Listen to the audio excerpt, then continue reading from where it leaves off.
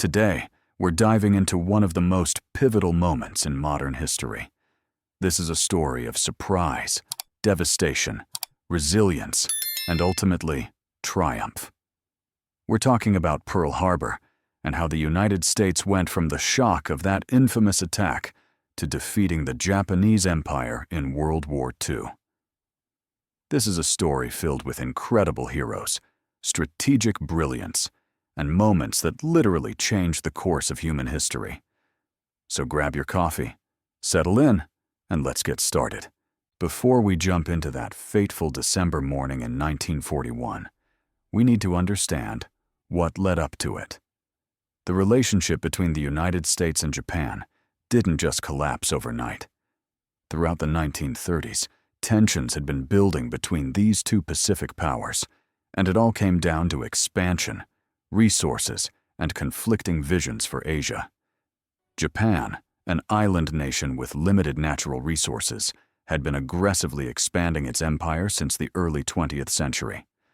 After annexing Korea in 1910 and invading Manchuria in 1931, Japan set its sights on the rest of China. By 1937, Japan was engaged in a full-scale war with China, committing brutal atrocities that shocked the world. The rape of Nanking alone resulted in hundreds of thousands of Chinese deaths and revealed the ruthless nature of Japanese military expansion. The United States, which had significant economic interests in China and the Pacific, watched these developments with growing alarm. America began imposing economic sanctions on Japan, restricting the export of essential materials like oil, steel, and scrap iron. For an island nation dependent on imports for 80% of its oil, these sanctions were strangling. Japan faced a critical choice: abandon its imperial ambitions or find another way to secure the resources it desperately needed. Japanese military leaders began looking south toward the resource-rich territories of Southeast Asia, French Indochina, the Dutch East Indies, British Malaya. These regions had the oil, rubber, and raw materials Japan needed. But there was one major problem standing in their way: the United States Pacific Fleet, stationed at Pearl Harbor in Hawaii. As long as that fleet remained intact, it posed a direct threat to any Japanese expansion southward. Enter Admiral Isoroku Yamamoto, the commander-in-chief of the Japanese Combined Fleet. Yamamoto was actually opposed to war with America. He had studied at Harvard and served as a naval attaché in Washington, so he understood American industrial power better than most Japanese leaders. He reportedly told his superiors that in a war with the United States, Japan could run wild for 6 months to a year. But after that, he had utterly no confidence in victory. Despite his reservations, Yamamoto was a military officer, and when his government decided on war, he devised a plan to give Japan its best possible chance: a devastating surprise attack that would cripple the American Pacific Fleet before war was even declared. The planning for the Pearl Harbor attack was meticulous and took nearly a year. Japanese pilots trained extensively, practicing torpedo runs in conditions similar to Pearl Harbor's shallow waters. Intelligence officers gathered detailed information about the American base through spies and even from publicly available sources like postcards and tourist photographs. The attack force would consist of 6 aircraft carriers launching over 350 planes in 2 waves. The goal wasn't just to damage the fleet, it was to destroy it so completely that America would be unable to interfere in the Pacific for at least a year, maybe longer. Now let's talk about that morning, December 7th, 1941. It was a Sunday, and many sailors and soldiers at Pearl Harbor were enjoying a relaxed weekend. Some were sleeping in after Saturday Night Liberty. Others were having breakfast. Church services were being held on several ships. It was a peaceful, tropical morning with hardly a cloud in the sky. Nobody suspected that hundreds of miles to the north, a Japanese strike force was preparing to launch the largest naval air attack in history up to that point. At 6 a.m., the first wave of 183 Japanese aircraft took off from their carriers. Just before 8 a.m., they arrived over the island of Oahu. Commander Mitsuo Fuchida, leading the attack, looked down at the neat rows of battleships moored along what was called Battleship Row and saw no signs of alarm. He sent the signal. "Tora! Tora! Tora!" the code word, meaning they had achieved complete surprise. What happened next was chaos and carnage on an almost unimaginable scale. Torpedoes modified for shallow water slammed into battleships. Armor-piercing bombs converted from naval shells tore through steel decks. Dive bombers screamed down on airfields, destroying American planes before they could even take off. The USS Arizona was hit by a bomb that penetrated its forward magazine, causing a massive explosion that killed 1,177 men, which is nearly half of all Americans who would die that day. The ship sank in just 9 minutes. The USS Oklahoma was hit by multiple torpedoes and capsized, trapping over 400 men inside. The USS West Virginia, the USS California, the USS Nevada. All were hit and damaged or sunk. The Nevada actually tried to make a run for the harbor entrance during the attack, but rather than let it potentially sink in the channel and block the harbor, it was deliberately beached. The second wave of 170 aircraft arrived at about 8:40 a.m. to continue the destruction. But even in the midst of this catastrophe, acts of extraordinary heroism emerged. Mess Attendant Doris Miller, an African-American sailor on the USS West Virginia, had no formal combat training because of the Navy's racist policies at the time.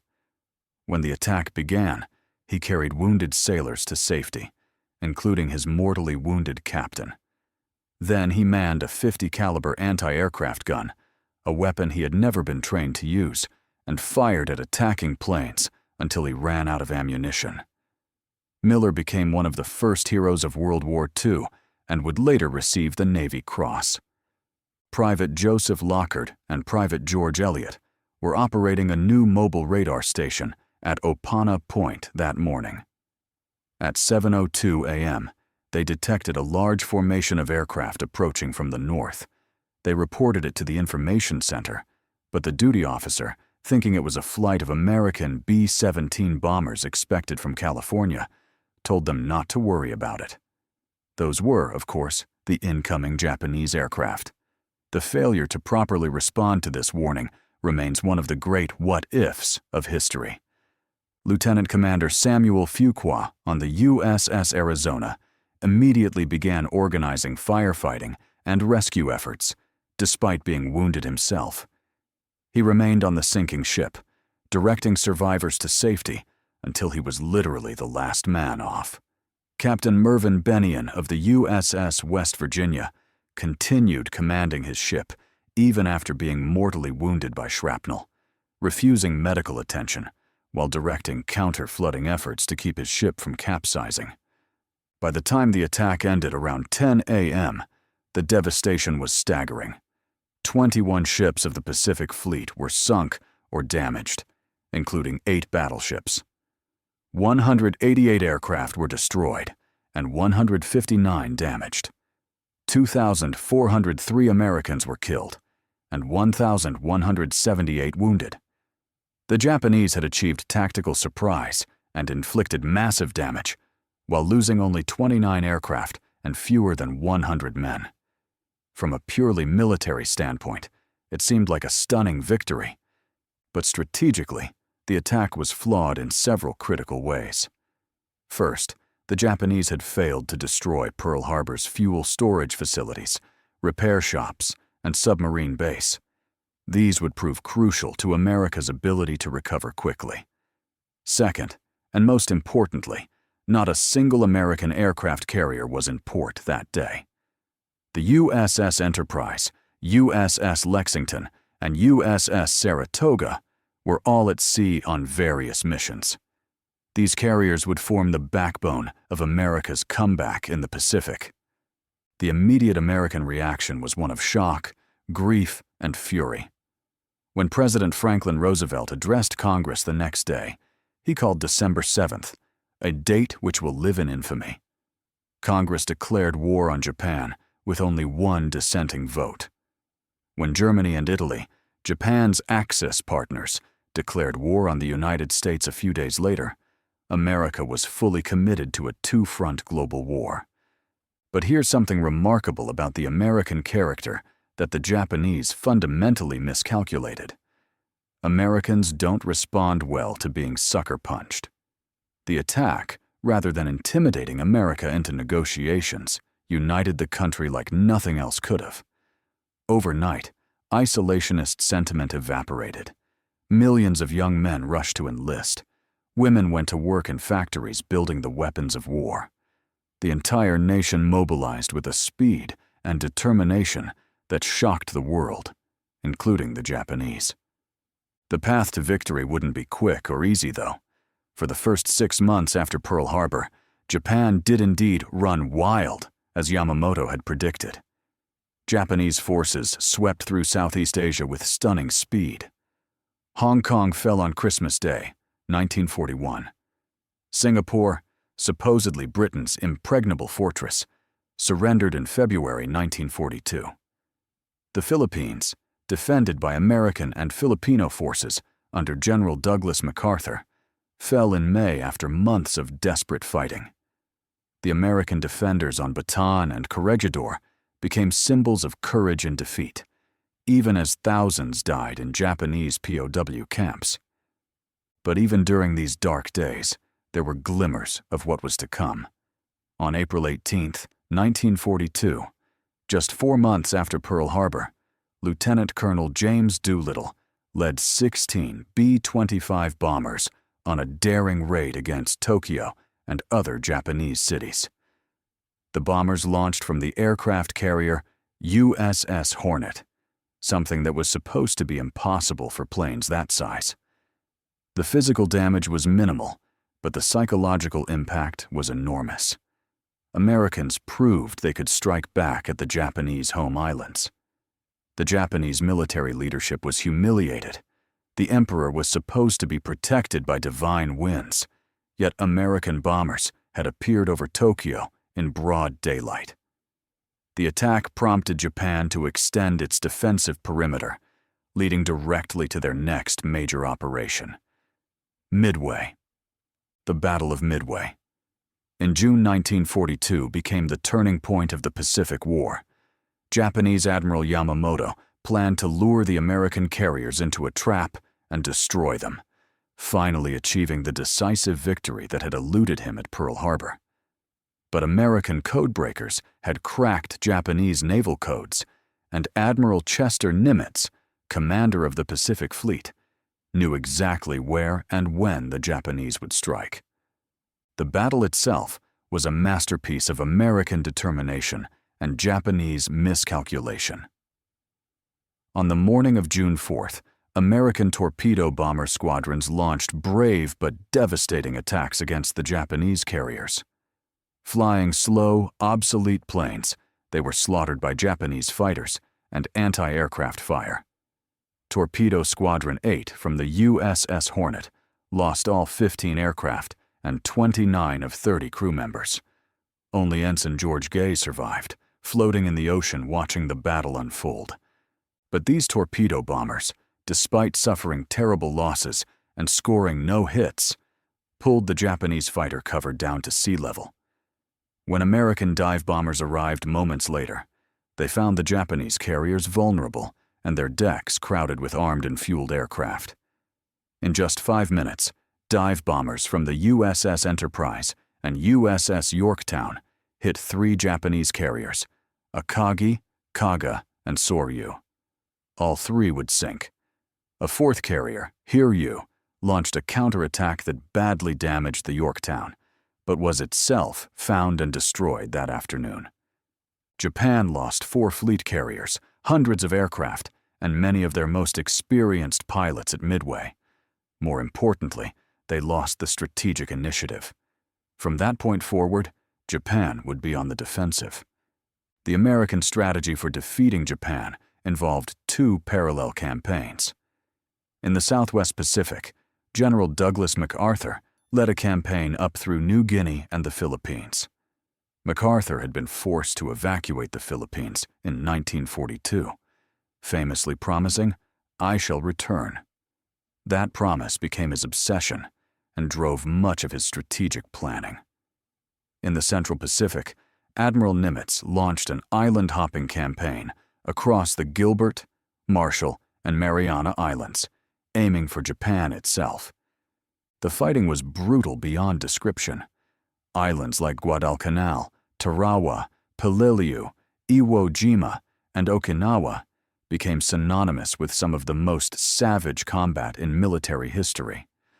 The Japanese, following their code of Bushido, fought with fanatical determination, often preferring death to surrender. Banzai charges, kamikaze attacks, soldiers hiding in caves for months. American forces faced an enemy who seemed willing to sacrifice everything rather than admit defeat.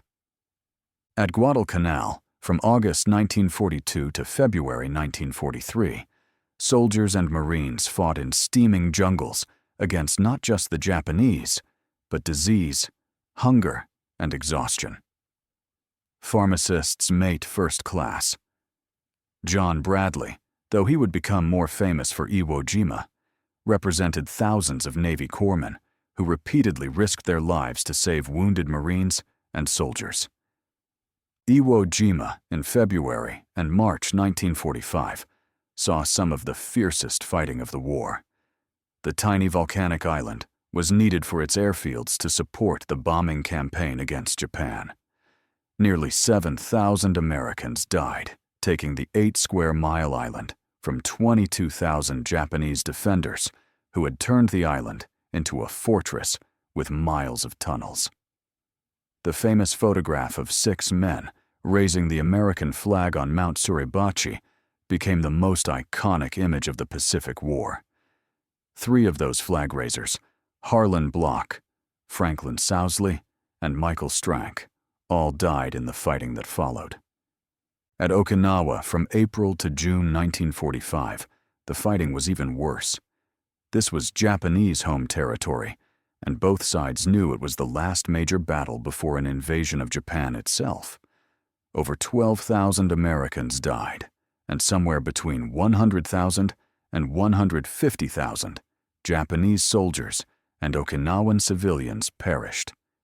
Kamikaze attacks sank dozens of American ships and killed nearly 5,000 sailors. One of those sailors was Seaman First Class Calvin Graham, who had lied about his age to enlist at just 12 years old, becoming the youngest decorated American serviceman in World War II. But while these ground battles raged, American submarines were quietly strangling Japan's economy. The submarine campaign against Japanese merchant shipping was devastatingly effective. By 1945, Japan was cut off from the oil of the Dutch East Indies, the rice of Indochina, and the raw materials its industries desperately needed. Japanese cities were starving, industry was grinding to a halt, and the home islands were being firebombed by massive fleets of B-29 Superfortress bombers. The firebombing campaign itself was controversial and horrific. The raid on Tokyo in March 1945 killed over 100,000 people in a single night, more than would die in the initial atomic bombings. American planners knew that Japanese cities, built largely of wood and paper, would burn catastrophically. They were right. 67 Japanese cities were substantially destroyed by conventional bombing before the atomic bombs were even used. Which brings us to the endgame, the decision to use atomic weapons. After Germany surrendered in May 1945, the Allies demanded Japan's unconditional surrender. Japan refused.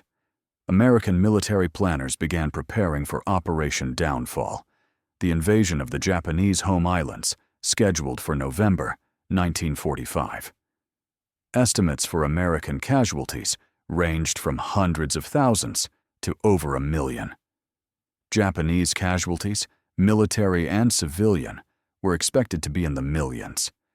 The fighting on Okinawa, where civilians had thrown themselves off cliffs rather than surrender, suggested that an invasion of Japan would be a bloodbath of unimaginable proportions. President Harry Truman, who had become president when Roosevelt died in April, faced an almost impossible decision. The Manhattan Project had successfully developed atomic weapons. Using them might end the war without an invasion, but at the cost of horrific civilian casualties. Not using them would mean continuing the war with conventional weapons and accepting massive casualties on both sides. There was no good choice, only the least terrible option. On August 6, 1945, a B-29 named Enola Gay, piloted by Colonel Paul Tibbets, dropped an atomic bomb called Little Boy on Hiroshima. The city was devastated instantly. Between 70,000 and 80,000 people died immediately, with tens of thousands more dying from radiation and burns in the following days and weeks.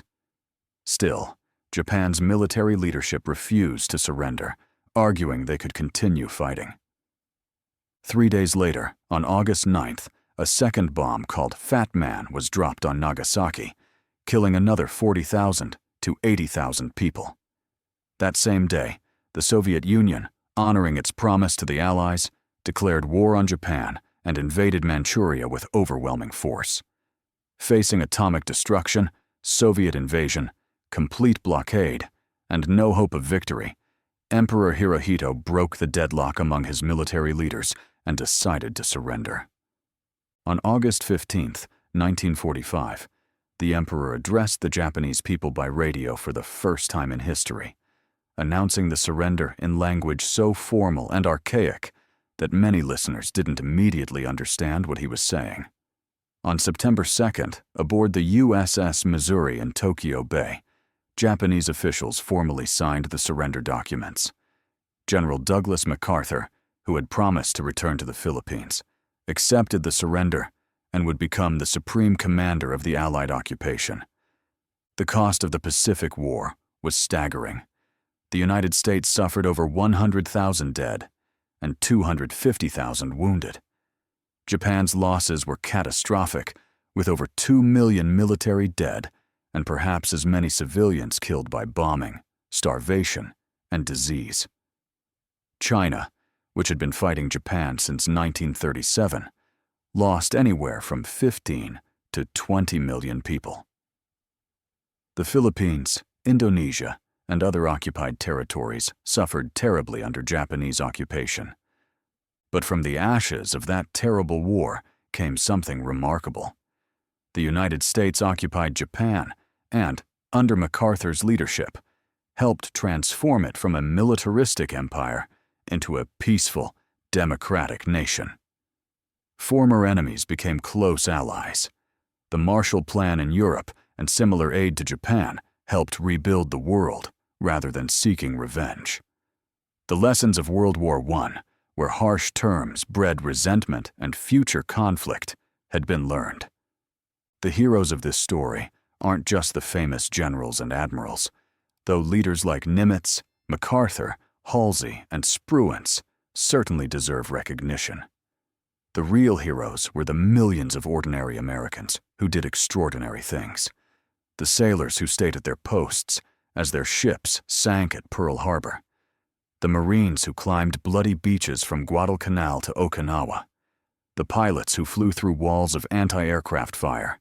The submariners who prowled hostile waters for months at a time. The engineers who built airfields under fire.